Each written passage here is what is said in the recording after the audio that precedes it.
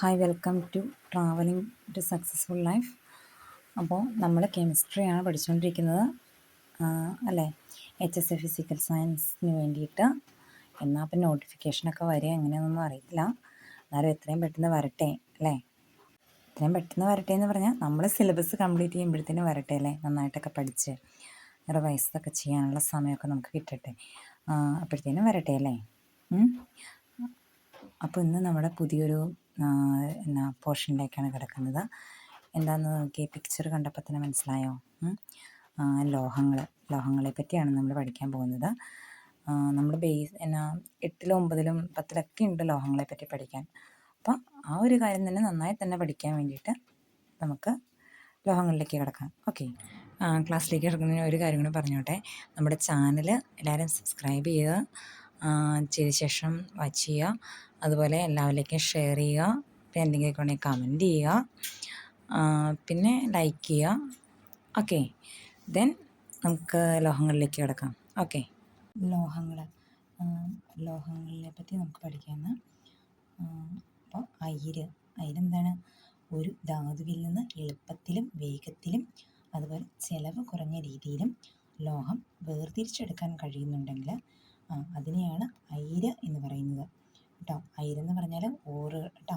ഇംഗ്ലീഷിൽ ഓറെന്ന് പറയും, നമുക്ക് അതായിരിക്കും അറിയാവുന്ന ടൈം. മലയാളത്തിൽ അയിര് എന്ന് പറയും. നമ്മളൊരു ധാതു എടുക്കുകയാണെങ്കിൽ ആ ധാതുവിൽ നിന്ന് നമുക്ക് വേഗത്തിൽ വേർതിരിച്ചെടുക്കാൻ പറ്റണം, അതുപോലെ ചിലവ് കുറഞ്ഞ രീതിയിലും വേർതിരിച്ചെടുക്കാൻ പറ്റണം. ഉള്ള ആ ഒരു വസ്തുവിനെയാണ് നമ്മൾ അയിര് എന്ന് പറയുന്നത്. നമുക്ക് പല ധാതുക്കൾ കിട്ടും. പക്ഷേ ധാതുക്കൾ കിട്ടിയാലും അതിൽ നിന്നൊക്കെ നമുക്ക് എളുപ്പത്തിലും ചിലവ് കുറഞ്ഞ രീതിയിലും പക്ഷേ അയിരിനെ നമുക്ക് ആ ഒരു ലോഹത്തെ വേർതിരിച്ചെടുക്കാൻ പറ്റില്ല. അങ്ങനെയുണ്ടെങ്കിൽ അതിന് നമുക്ക് അയിര് എന്ന് പറയാൻ സാധ്യമല്ല. ഓക്കെ, അലുമിനിയത്തിൻ്റെ അയിരാണ് ബോക്സൈറ്റ്. അതുപോലെ അയണിൻ്റെ അയിരാണ് ഹേമറ്റൈറ്റും മാഗ്നറ്റൈറ്റും. നമ്മളിപ്പോൾ അയൺ എടുക്കുകയാണെങ്കിൽ അയണിന് 2 അയിര് നമ്മളിവിടെ കണ്ടു, അല്ലേ? ഹേമറ്റൈറ്റും മാഗ്നറ്റൈറ്റും കണ്ടു. ഇതിൽ മെയിനായിട്ട് അയൺ വേർതിരിച്ചെടുക്കുന്നത് അയൺ നമുക്ക് എളുപ്പത്തിലും വേഗത്തിലും ചിലവ് കുറഞ്ഞ രീതിയിലും അയൺ സുലഭമായിട്ട് കിട്ടുന്നത് ഇതിൽ നിന്നാണ്? ഹേമറ്റൈറ്റിൽ നിന്നാണ്. അതുകൊണ്ട് തന്നെ നമ്മൾ അയണിൻ്റെയൊക്കെ ശുദ്ധീകരണം പഠിക്കുമ്പോൾ ഹേമറ്റൈറ്റിൽ നിന്നാണ് അയിരായിട്ട് എടുക്കുന്നത് നമ്മൾ കേട്ടോ. അതുപോലെ സിങ്കിൻ്റെ അയിരായിട്ട് എടുക്കുന്നത്, സിങ്ക് എന്ന ലോഹത്തെ നമുക്ക് എളുപ്പത്തിൽ വേർതിരിച്ചെടുക്കാൻ പറ്റുന്നത് സിങ്കിൻ്റെ ഏത് അയിരിൽ നിന്നാണ്? സിങ്ക് ബ്ലെൻഡ് എന്ന അയിരിൽ നിന്നാണ്. ഓക്കെ, ഇനി നമുക്ക് ലോഹങ്ങളെ പറ്റിയാണ് നമ്മൾ പഠിക്കുന്നത്, അല്ലേ? അപ്പോൾ ലോഹങ്ങളുടെ കുറച്ച് സവിശേഷതകൾ നോക്കിയിട്ട് നമുക്ക് ബാക്കി കാര്യങ്ങളിലേക്ക് പോകാം.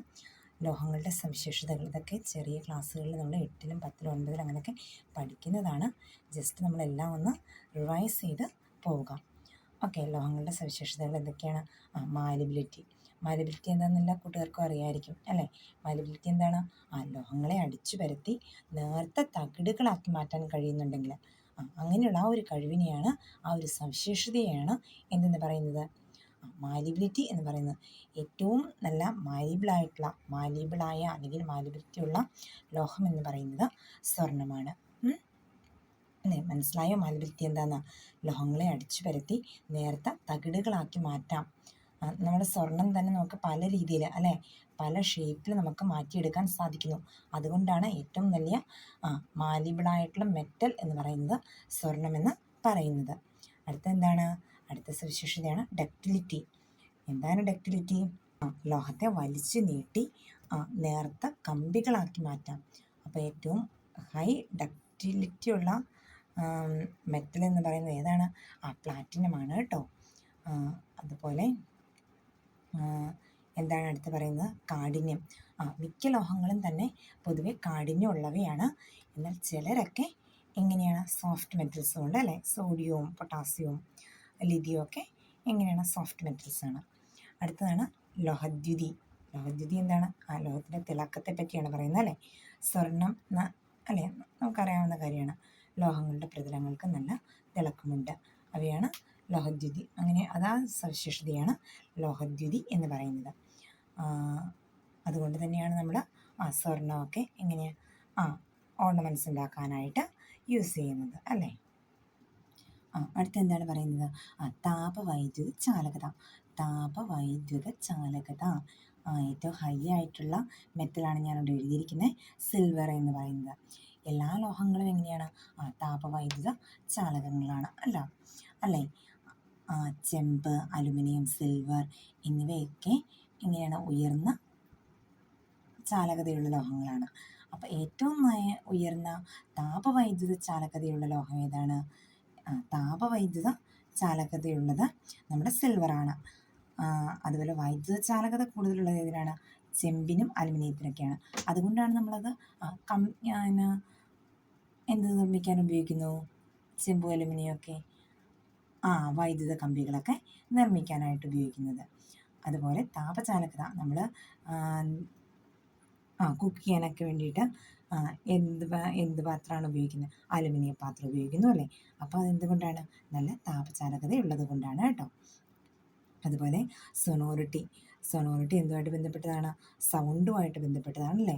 നമ്മുടെ മെറ്റലിൻ്റെയൊക്കെ തട്ടി നോക്കുമ്പോൾ എങ്ങനെയാണ്? നല്ല ശബ്ദം കേൾക്കുന്നുണ്ട്. ആ ഒരു സവിശേഷതയാണ് സൊണോറിറ്റി എന്ന് പറയുന്നത്. ഓക്കെ, ഇനി പറയുന്നത് ഹൈ ഡെൻസിറ്റിയെ പറ്റിയാണ് പറയുന്നത്. ഡെൻസിറ്റി മീൻസ് സാന്ദ്രത. സാന്ദ്രത ഏറ്റവും എല്ലാ മെറ്റൽസിനും തന്നെ സാന്ദ്രതയുള്ളവരാണ് എങ്കിൽ സം ഓഫ് ദം ആർ എങ്ങനെയാണ്? ലോ ഡെൻസിറ്റി ഉള്ളതാണ് കേട്ടോ. പിന്നെ പറയുന്നത് ദ്രവണാങ്കത്തെ പറ്റിയാണ്. ദ്രവണാങ്കം എന്ന് പറഞ്ഞാൽ ഒരു ഖരവസ്തു ഉരുകി ദ്രാവകമാകുന്ന ആ ഒരു ടെമ്പറേച്ചറിനെയാണ് നമ്മൾ എന്തെന്ന് പറയുന്നത്? ദ്രവണാങ്കം എന്ന് പറയുന്നത്. ഓൾമോസ്റ്റ് മെറ്റൽസ് ആർ എങ്ങനെയാണ്? ഹൈ ദ്രവണാങ്കമുള്ളവയാണ് കേട്ടോ. ദ്രവണാങ്കം ഉള്ളവരാണ്.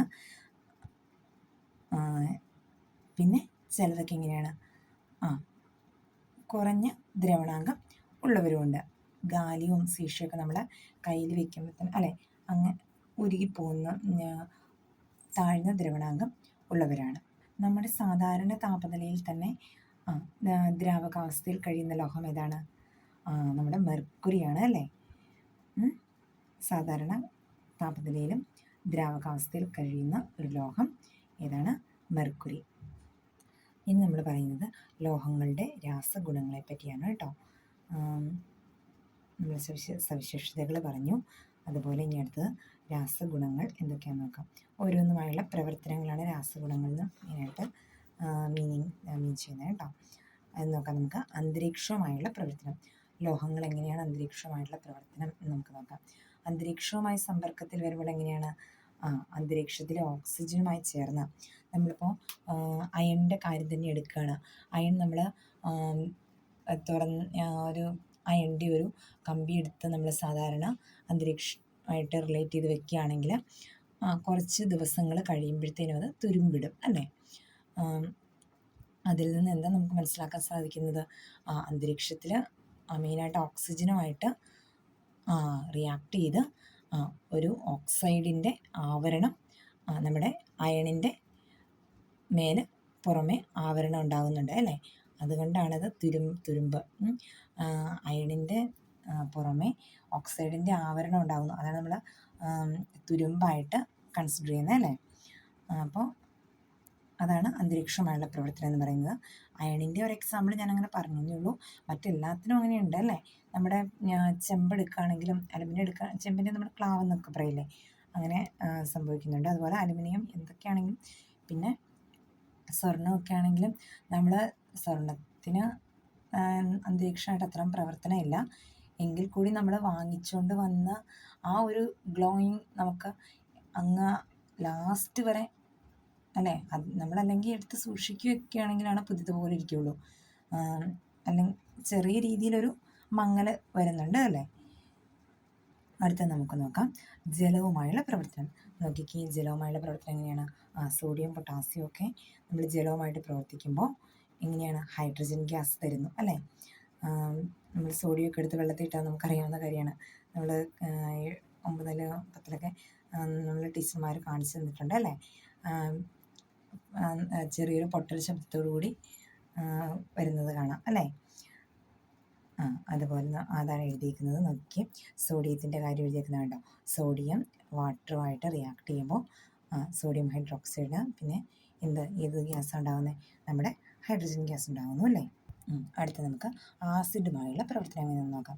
ആസിഡുമായിട്ടുള്ള പ്രവർത്തനം നോക്കിക്കേ. ലോഹങ്ങൾ ആസിഡുമായി പ്രവർത്തിക്കുമ്പോഴും ഏത് ഗ്യാസ് തന്നെയാണ് തരുന്നത്, ഹൈഡ്രജൻ ഗ്യാസ് തന്നെയാണ് തരുന്നത്. അതാണ് ഞാൻ ഓരോ റിയാക്ഷനോട് എഴുതിയിരിക്കുന്നത്. സിങ്കും മഗ്നീഷ്യവും അയണിൻ്റെയൊക്കെ കാര്യത്തിൽ എന്താണ് തന്നിരിക്കുന്നത്, നമ്മുടെ ഹൈഡ്രജൻ ഗ്യാസ് തന്നെ നൽകുന്നതാണ് കേട്ടോ. അടുത്തത് ഇരുമ്പിൻ്റെ നാശനം. ഇരുമ്പിൻ്റെ നാശനം ജസ്റ്റ് ഒന്ന് അറിഞ്ഞിരിക്കാനായിട്ട് പറഞ്ഞിരിക്കുന്നുള്ളൂ. എക്സ്പ്ലെയിൻഡ് ആയിട്ട് നമുക്ക് പഠിക്കണം. അത് ഇപ്പം ജസ്റ്റ് ഇവിടെ ഒന്ന് അറിഞ്ഞിരിക്കുക, അതിന് വേണ്ടിയിട്ട് പറഞ്ഞു തന്നു മാത്രം കേട്ടോ. അടുത്ത ക്ലാസ്സുകളിൽ അതിൻ്റെ കൂടുതലായിട്ടുള്ള എക്സ്പ്ലനേഷൻ ഞാൻ തരാം. ഓക്കെ. അയൺ അറ്റ്മോസ്ഫിയറിക് എയറുമായിട്ട്, അന്തരീക്ഷത്തിലുള്ള ഓക്സിജനുമായിട്ട് റിയാക്ട് ചെയ്യുമ്പോൾ തുരുമ്പ് വരുന്നു. ഇത്ര ഒന്ന് അറിഞ്ഞിരിക്കുക. പിന്നെ ഒരു ക്വസ്റ്റ്യൻ ചോദിക്കട്ടെ. നമ്മൾ നാരങ്ങയോ അല്ലെങ്കിൽ എന്തെങ്കിലുമൊക്കെ പഴങ്ങളൊക്കെ മുറിക്കാനായിട്ട് ഇരുമ്പിൻ്റെ കത്തി, അയണിൻ്റെ നൈഫ് യൂസ് ചെയ്യുന്നതിന് പകരം സ്റ്റീൽ നൈഫ് ഉപയോഗിക്കണം എന്ന് പറയുന്നു. അതെന്തുകൊണ്ടായിരിക്കും എന്ന് പറയാമോ? ഇതിൻ്റെ ഉത്തരം നിങ്ങൾ കമൻറ്റ് ചെയ്യണേ, എന്താണെന്നുള്ള കാര്യം കേട്ടോ. എന്തായിരിക്കും നമ്മൾ ഇരുമ്പിൻ്റെ നൈഫ് യൂസ് ചെയ്യരുത്, സ്റ്റീൽ നൈഫ് വേണം യൂസ് ചെയ്യാൻ എന്ന് പറയുന്നത് എന്തുകൊണ്ടാണെന്നുള്ള കാര്യം, ആ ക്വസ്റ്റ്യൻ്റെ ആൻസർ കമൻറ്റ് ചെയ്യണം കേട്ടോ. അതുപോലെ ഞാൻ ക്ലാസ് എടുക്കുന്നതിന് സ്പീഡ് ഉണ്ടെങ്കിൽ ഒന്ന് കമൻറ്റ് ചെയ്യണേ. മനസ്സിലാവുന്നില്ല, എന്തെങ്കിലുമൊക്കെ കുഴപ്പങ്ങളുണ്ടെങ്കിൽ നിങ്ങൾ കമൻറ്റ് ചെയ്യുക. അടുത്ത നമുക്ക് ലോഹ നിർമ്മാണത്തെ പറ്റി പഠിക്കാം. ഓക്കെ. ലോഹ നിർമ്മാണം നോക്കിക്കേ. ലോഹ നിർമ്മാണമൊക്കെ അല്ലേ 8-ൽ 9-ലും 10-ലൊക്കെ പഠിക്കാനുണ്ട്. അപ്പോൾ അതിൻ്റെ ഒരു തന്നെയാണ് ഇതിനായിട്ട് നമുക്കിവിടെ പഠിക്കാനുള്ളത്. നോക്കാം. അയിരിൽ നിന്ന് ശുദ്ധമായ ലോഹം വേർതിരിച്ചെടുക്കുന്നത് വരെയുള്ള മുഴുവൻ പ്രക്രിയകളും ചേർന്നതാണ് നമ്മുടെ മെറ്റലർജി എന്ന് പറയുന്നത്. അല്ലെങ്കിൽ മലയാളത്തിൽ എന്ത് പറയും, ലോഹനിഷ്കർഷണം എന്ന് പറയും അല്ലേ. നമ്മൾ ഒരു അയിരെടുക്കുകയാണെങ്കിൽ, അപ്പോൾ അലുമിനിയത്തിൻ്റെ ആണെങ്കിൽ ഹേമറ്റൈറ്റ്, അയണിൻ്റെ ആണെങ്കിൽ ഏതാണ്, അയണിൻ്റെ അയിര് ഏതാണ്, മാഗ്നറ്റൈറ്റ് ആണോ ബോക്സൈറ്റ് ആണോ? ബോക്സൈറ്റ് അല്ലേ. ബോക്സൈറ്റിൽ നിന്ന് ആ അയിരിൽ നിന്ന് ശുദ്ധമായ ലോഹം വേർതിരിച്ചെടുക്കുന്നത് വരെയുള്ള ആ ഒരു പ്രക്രിയകളെല്ലാം കൂടെ ചേർന്നതാണ് ലോഹ നിഷ്കർഷണം എന്ന് പറയുന്നത്. അത് പല സ്റ്റെപ്പുകളായിട്ടാണ് പറയുന്നത് നമുക്ക് ചെയ്യേണ്ടത്. ഏതൊക്കെയാണെന്ന് നോക്കിയ സ്റ്റെപ്സ് ഏതൊക്കെയാണ്. അയിരുകളുടെ സാന്ദ്രണം. ഒന്നാമത്തെ സ്റ്റെപ്പ് എന്ന് പറയുന്നത് അയിരുകളുടെ സാന്ദ്രണമാണ്. രണ്ടാമത്തെ സ്റ്റെപ്പ് എന്ന് പറയുന്നത് സാന്ദ്രീകരിച്ച അയിരിൽ നിന്ന് ലോഹത്തെ വേർതിരിച്ചെടുക്കുക എന്നതാണ്. ഓക്കെ. അടുത്തത് ലാസ്റ്റ് സ്റ്റെപ്പ് എന്ന് പറയുന്നത് ലോഹ ശുദ്ധീകരണം. അപ്പം നമുക്ക് ഫസ്റ്റ് സ്റ്റെപ്പ് എന്താണെന്ന് നോക്കാം. അയിരുകളുടെ സാന്ദ്രണം. അയിരുകളുടെ സാന്ദ്രണം എന്ന് പറയുമ്പോൾ ഓരോരോ പ്രക്രിയകളുണ്ട്. ഏതൊക്കെയാണെന്ന് നമുക്ക് വിശദമായിട്ട് തന്നെ നോക്കാം. ആദ്യത്തെ സ്റ്റെപ്പിൽ എന്താണ് പറയുന്നത്, ജലപ്രവാഹത്തിൽ കഴുകിയെടുക്കൽ. ജലപ്രവാഹത്തിൽ കഴുകിയെടുക്കൽ എന്ന് പറഞ്ഞാൽ നമ്മുടെ ലെവിഗേഷനാണ് കേട്ടോ. അപദ്രവ്യം സാന്ദ്രത കുറഞ്ഞതും അയിരെങ്ങനെയാണ് സാന്ദ്രത കൂടിയതുമാകണം. അപദ്രവ്യം എന്ന് പറഞ്ഞാൽ നമ്മുടെ എന്താണ് ഇമ്പ്യൂരിറ്റി എന്നാണ് ഉദ്ദേശിക്കുന്നത്. ഇമ്പ്യൂരിറ്റിയാണ് നമ്മൾ അപദ്രവ്യം എന്ന് പറയുന്നത് കേട്ടോ. നമ്മൾ പ്ലസ് 1ലേക്ക് കിടക്കുമ്പോഴത്തേനും നമ്മൾ ഇംഗ്ലീഷ് യൂസ് ചെയ്യുന്നതുകൊണ്ട് എൻ്റെ മലയാളം ടേംസിൽ എല്ലാവർക്കും ഒരു തപ്പലുണ്ടാവും. അപ്പോൾ അപദ്രവ്യം എന്ന് പറയുന്നത് ഇമ്പ്യൂരിറ്റിയാണ്. ഇമ്പ്യൂരിറ്റി എങ്ങനെയാണ്, സാന്ദ്രത കുറഞ്ഞതും അതുപോലെ അയിര് സാന്ദ്രത കൂടിയതുമായിരിക്കണം. അങ്ങനെയുണ്ടെങ്കിലാണ് നമ്മൾ എന്തുപയോഗിക്കുന്നത്, ലെവിഗേഷൻ എന്ന പ്രോസസ്സ് ഉപയോഗിക്കുന്നത്. മനസ്സിലായോ? അപ്പോൾ ഓക്സൈഡ് അയിരുകളുടെ സാന്ദ്രണം, അതുപോലെ സ്വർണത്തിൻ്റെ അയിരുകളുടെ സാന്ദ്രണം, ഇവയൊക്കെ ലെവിഗേഷൻ വഴിയാണ് കേട്ടോ. പ്രോസസ്സാണ് പ്ലവന പ്രക്രിയ എന്താണ്? അപദ്രവ്യം സാന്ദ്രത കൂടിയതും അതുപോലെ അയിര് സാന്ദ്രത കുറഞ്ഞതുമാകുമ്പോൾ നമ്മൾ നേരത്തെ പറഞ്ഞത് നേരെ ഓപ്പോസിറ്റാണ് വരുന്നത് അല്ലേ? അപദ്രവ്യം എങ്ങനെയായിരുന്നു? സാന്ദ്രത കുറഞ്ഞതായിരുന്നു. നമ്മുടെ ഇമ്പ്യൂരിറ്റി സാന്ദ്രത കുറഞ്ഞതായിരുന്നു. എന്നാൽ പ്ലവന പ്രക്രിയയിൽ സാന്ദ്രത ഇമ്പ്യൂരിറ്റിയുടെ സാന്ദ്രത എങ്ങനെയാണ്? സാന്ദ്രത കൂടിയതാണ്. അതുപോലെ അയിരിൻ്റെ സാന്ദ്രത കുറഞ്ഞതായിരിക്കണം. ഇത് ഏത് മെറ്റലിൻ്റെയാണ്? നമ്മുടെ സൾഫൈഡ് ഓറിൻ്റെ സാന്ദ്രണത്തിനാണ് പ്ലവന പ്രക്രിയ ഉപയോഗിക്കുന്നത് കേട്ടോ. അടുത്തതാണ് നമ്മുടെ കാന്തിക വിഭജനം. കാന്തിക വിഭജനം എന്ന് പേര് കേൾക്കുമ്പോൾ തന്നെ അറിയാം അല്ലേ? അയിരിനോ അപദ്രവ്യത്തിനോ എങ്ങനെയാണ്? കാന്തിക സ്വഭാവം ഉള്ളതായിരിക്കണം. അപ്പോൾ കാന്തിക വിഭജനം നമ്മൾ എന്താണെന്ന് പറഞ്ഞേ? അയിരിനോ അപദ്രവ്യത്തിനോ ഏതെങ്കിലും ഒന്നിന് അല്ലേ കാന്തിക സ്വഭാവം ഉള്ളതാണെങ്കിൽ കാന്തിക വിഭജനം യൂസ് ചെയ്യാം. അത് ഇരുമ്പിൻ്റെ അയിരിൻ്റെ കാര്യം നമുക്കറിയാം. അതുപോലെ ടിന്നിൻ്റെ അയിരായ ടിൻ സ്റ്റോണ്, ഇതൊക്കെ അയിരുകളുടെ സാന്ദ്രണത്തിൻ്റെ കേട്ടോ സ്റ്റെപ്പ് 1 വരുന്ന അയിരുകളുടെ സാന്ദ്രണത്തിൽ വരുന്ന കാര്യമാണ് ഈ കാന്തിക വിഭജനമൊക്കെ കേട്ടോ. അടുത്താണ് ലാസ്റ്റ് പ്രോസസ്സ് എന്ന് വെച്ചാൽ അയിരുകളുടെ സാന്ദ്രണത്തിൽ വരുന്ന കേട്ടോ ലീച്ചിങ്. എന്താണ് ലീച്ചിങ്? അനുയോജ്യമായ ലായനിയിൽ അയിര് ചേർക്കുമ്പോൾ അത് രാസപ്രവർത്തനത്തിൽ ഏർപ്പെട്ട് ലയിക്കുന്നു. എന്നിട്ട് ആ ലായനിയിൽ നിന്ന് രാസപ്രക്രിയയിലൂടെ തന്നെ ശുദ്ധമായ അയിരിനെ വേർതിരിച്ചെടുക്കുന്ന ആ ഒരു പ്രക്രിയയാണ് എന്തെന്ന് പറയുന്നത്? ലീച്ചിങ് എന്ന് പറയുന്നത്. നമ്മുടെ അലുമിനിയത്തിൻ്റെ അയിരായ അല്ലെങ്കിൽ അലുമിനിയത്തിൻ്റെ ഓറായ ബോക്സൈറ്റിൻ്റെ സാന്ദ്രണത്തിന് നമ്മൾ ലീച്ചിങ് എന്ന പ്രോസസ്സാണ് ഉപയോഗിക്കുന്നത് കേട്ടോ. അപ്പോൾ ഇനി അടുത്ത നമ്മൾ സ്റ്റെപ്പ് 2ലേക്ക് കടക്കുകയാണ്. സ്റ്റെപ്പ് 2 വരുന്നത് എന്താണ്? സാന്ദ്രീകരിച്ച അയിരിൽ നിന്ന് ലോഹത്തെ വേർതിരിക്കൽ. എന്ന പ്രോസസ്സിൽ വരുന്നത് എന്തൊക്കെയാണെന്ന് നമുക്ക് നോക്കാം. എന്തൊക്കെയാണ്? സാന്ദ്രീകരിച്ച അയിരിനെ ഓക്സൈഡാക്കി മാറ്റുന്നു. സാന്ദ്രീകരിച്ചെടുത്തില്ല നമ്മൾ അയിരിനെ, ആ അയിരിനെ നമ്മൾ എന്താക്കി മാറ്റുന്നു? ഓക്സൈഡാക്കി മാറ്റുന്നു. പിന്നെയോ രണ്ടാമത്തെ എന്താണ്? ഓക്സൈഡാക്കിയ അയിരിൻ്റെ നിരോക്സീകരണം. അപ്പോൾ സ്റ്റെപ്പ് 2 2 പ്രോസസ്സുകളാണുള്ളത്. ഏതൊക്കെയാണ്? സാന്ദ്രീകരിച്ച അയിരിനെ ഓക്സൈഡാക്കി മാറ്റുന്നു, രണ്ടാമത്തത് ഓക്സൈഡാക്കിയ അയിരിൻ്റെ നിരോക്സീകരണവും. സാന്ദ്രീകരിച്ച അയിരിനെ ഓക്സൈഡാക്കി മാറ്റുക എന്ന് പറഞ്ഞാൽ അവിടെ എന്തൊക്കെ പ്രോസസ്സുകളാണ് വരുന്നത്? മെയിനായിട്ട് 2 പ്രോസസ്സുകളാണ് അവിടെയും വരുന്നത്. കാൽസിനേഷനും നമ്മുടെ റോസ്റ്റിങ്ങും. എന്താണ് കാൽസിനേഷൻ? കാൽസിനേഷൻ എന്താണ്? വായുവിൻ്റെ അസാന്നിധ്യത്തിൽ അയിരിനെ അതിൻ്റെ ദ്രവണാങ്കത്തേക്കാൾ കുറഞ്ഞ താപനിലയിൽ ചൂടാക്കുന്നു. അതാണ് നമ്മുടെ കാൽസിനേഷൻ എന്ന് പറയുന്നത് കേട്ടോ. എന്താണ് കാൽസിനേഷൻ? കാൽസിനേഷൻ എന്താണ് മക്കളെ? വായുവിൻ്റെ അസാന്നിധ്യത്തിൽ എന്ന് തന്നെ പറയാം. പക്ഷേ വായുവിൻ്റെ അസാന്നിധ്യത്തിലാണെങ്കിൽ കൂടി അവിടെ അതിൻ്റെ ദ്രവണാങ്കത്തേക്കാൾ കുറഞ്ഞ താപനിലയിലാണ്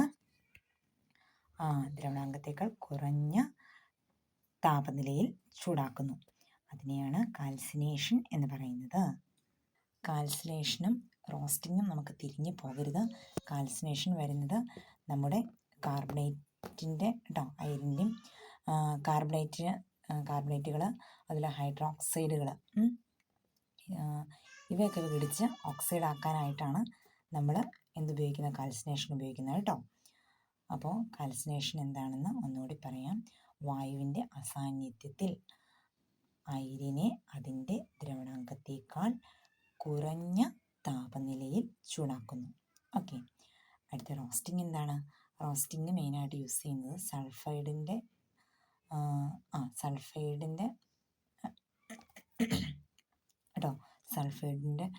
ഓക്സൈഡാക്കി മാറ്റുവാൻ വേണ്ടിയിട്ടാണ് കേട്ടോ. സൾഫൈഡ് ഓറിൻ്റെ ഓക്സൈഡാക്കി മാറ്റുകയാണ് കേട്ടോ.